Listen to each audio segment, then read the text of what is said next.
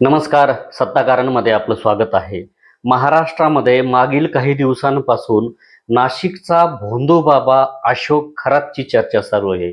अशोक खरातने कांडच असे केले आहेत की ज्याची चर्चा महाराष्ट्राच्या विधिमंडळामध्ये देखील अत्यंत वेगळ्या पद्धतीनं झालेली आहे.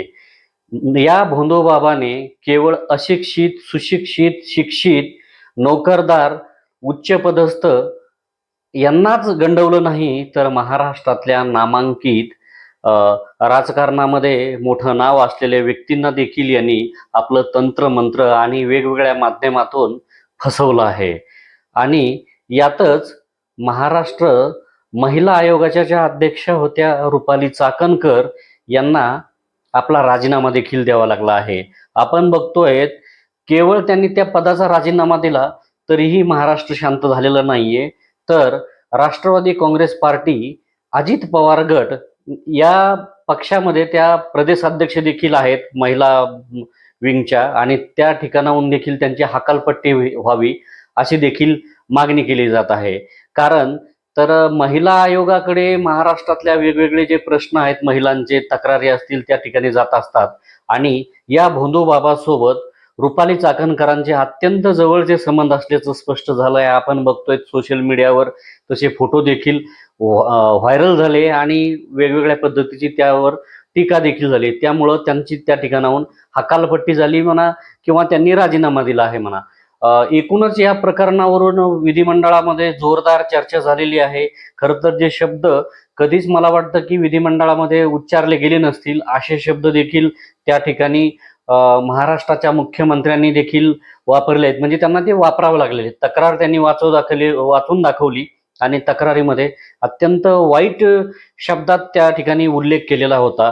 एकूणच हा सगळा प्रकार सुरू होत असताना सगळ्यात महत्वाचा प्रश्न म्हणजे महाराष्ट्राची गुप्तचर यंत्रणा काय करत होती.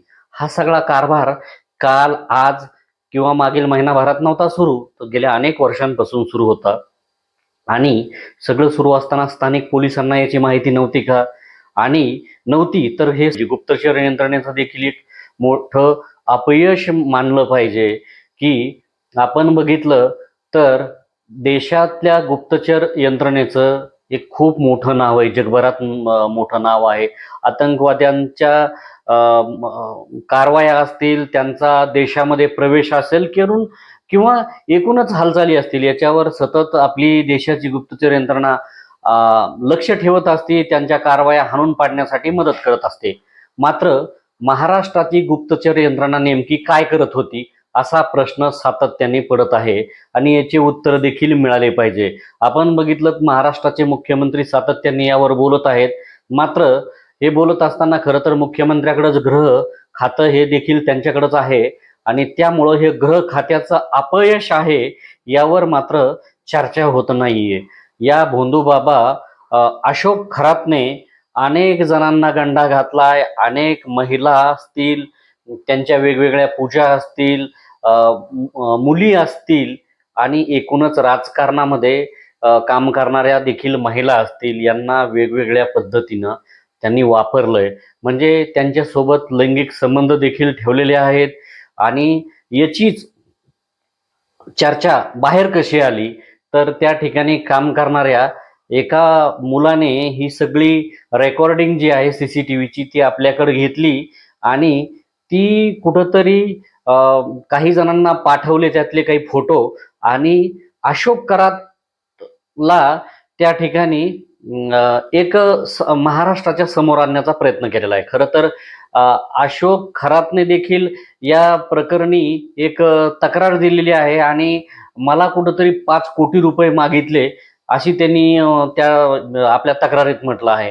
असं जरी असलं तरीही हा प्रकार नेमका किती भयानक होता, हा त्या व्हिडिओच्या माध्यमातून महाराष्ट्रापुढे आलाय. खरं तर एक 2-3च व्हिडिओ याच्यातले समोर आलेले आहेत. काही व्हिडिओ 5 मिनिटाचे आहेत, काही 7.5-8 मिनिटाचे आहेत. या व्हिडिओमुळं महाराष्ट्रामध्ये अक्षरशः हाहाकार माजला आहे. आणि एकूणच या भोंदूबाबा ची कशी कामाची पद्धत होती, यानं कसं जाळ्यात अडकवलं होतं, आणि एकूणच या प्रकरणामध्ये ही चर्चा होत असताना महाराष्ट्राची गुप्तचर यंत्रणा काय करत होती, त्यामुळं महाराष्ट्र सरकारला याची उत्तरं द्यावी लागणार आहेत. आणि या गुप्तचर यंत्रणेच्या माध्यमातून अनेक जे प्रश्न पडलेले आहेत त्या अनुषंगाने आपल्याला देखील काय वाटतं, आपण देखील कमेंटच्या माध्यमातून व्यक्त व्हावं. आमचा व्हिडिओ आवडला असेल तर तो लाईक करावा, शेअर करावा. धन्यवाद.